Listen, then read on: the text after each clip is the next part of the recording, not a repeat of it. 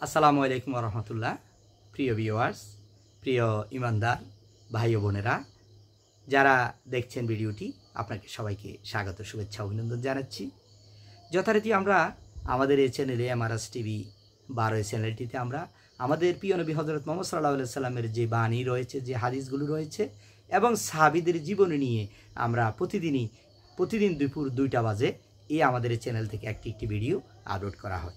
ইতিমধ্যে আমরা 21টি ভিডিও আপনাদের সাথে শেয়ার করেছি, আপনারা দেখেছেন, বিভিন্ন আমাকে কমেন্টস করে উৎসাহিত করেছেন। হ্যাঁ, তো আজকে হবে আপনাদেরকে 22 নম্বর ভিডিও। 22 নম্বর ভিডিওতে আমরা খুবই গুরুত্বপূর্ণ আজকে একটি হাদিস নিয়ে আলোচনা করব, আপনাদেরকে শোনাবো। আশা করি হাদিসটি মনোযোগ সহকারে শুনবেন, আমলের নিয়তে শুনবেন, অন্যকে প্রচারের নিয়তে শুনবেন, তাহলে আপনার মেমোরিতে এটা মনে থাকবে দীর্ঘদিন থেকে।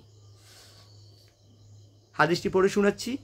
হযরত জাবের বিন আব্দুল্লাহ রাদিয়াল্লাহু তাআলা আনহু থেকে বর্ণিত আছে যে তিনি রাসূলুল্লাহ সাল্লাল্লাহু আলাইহি সাল্লামের সহিত সেই জিহাদে শরীক ছিলেন যাহা নাজত অভিমুখে হইয়াছিল।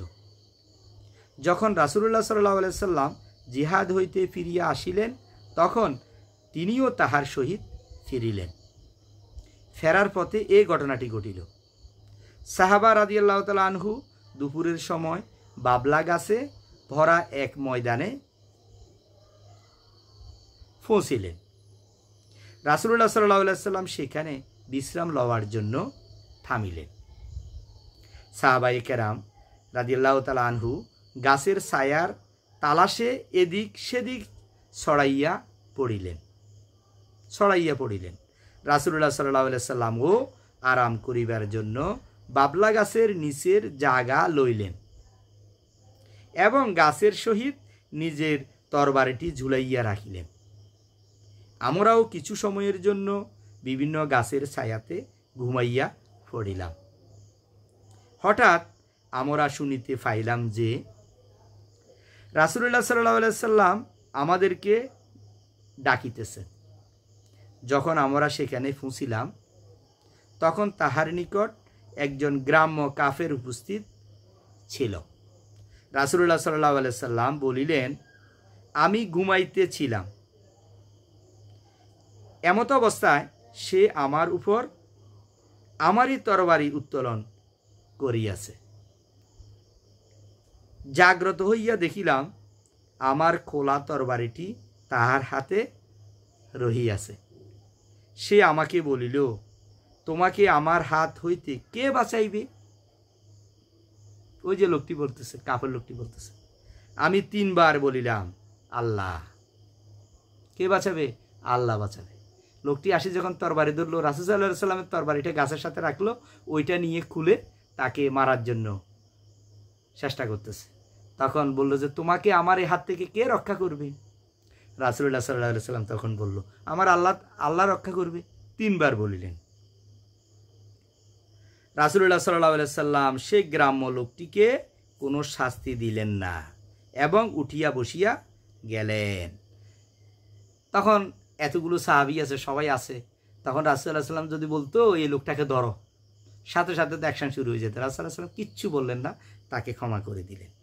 এটা হাদিসটি এসেছে বুখারী শরীফে, এই হাদিসটি বর্ণনা করা হয়েছে। তাহলে আমাদের দয়ার নবী, মায়ার নবী কত বড় মনের ছিল, তাকে মারার জন্য উদ্যত হলো, অথচ সে তাকে কিছুই বললেন না, তাকে ক্ষমা করে দিলেন। কত ক্ষমাশীল, কত বড় মনের হৃদয় ছিলেন আমাদের প্রিয় নবী।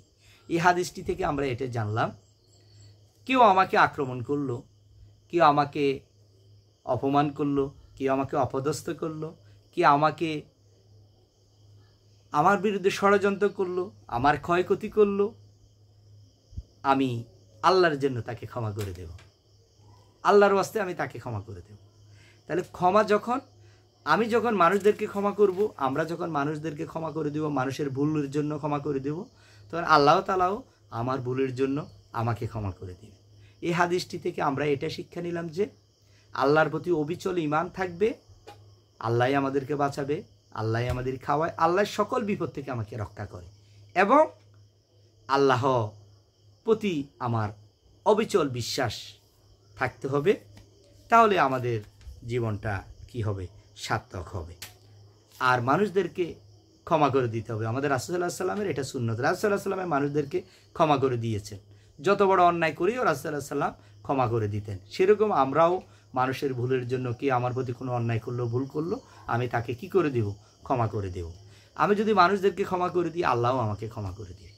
এটা হচ্ছে আমাদের আজকে এই হাদিসের শিক্ষা। তো সবাই ভালো থাকবেন, সুস্থ থাকবেন এবং হাদিস অনুযায়ী শুনে আমরা আমল করার চেষ্টা করব, আমাদের জীবনে যাতে বাস্তবায়ন করার চেষ্টা করব। সবাই ভালো থাকবেন, সুস্থ থাকবেন। আমাদের পরবর্তী ভিডিওটা হচ্ছে আজকে পরবর্তী ভিডিও হবে আমাদের 23 নম্বর ভিডিও। 23 নম্বর ভিডিও, ইতিমধ্যে আমরা 22 নম্বর ভিডিও নিয়ে আলোচনা করছি। 23 নম্বর ভিডিওটি দেখার জন্য সবাইকে আহ্বান জানাচ্ছি। আসসালামু আলাইকুম ওয়া রাহমাতুল্লাহ।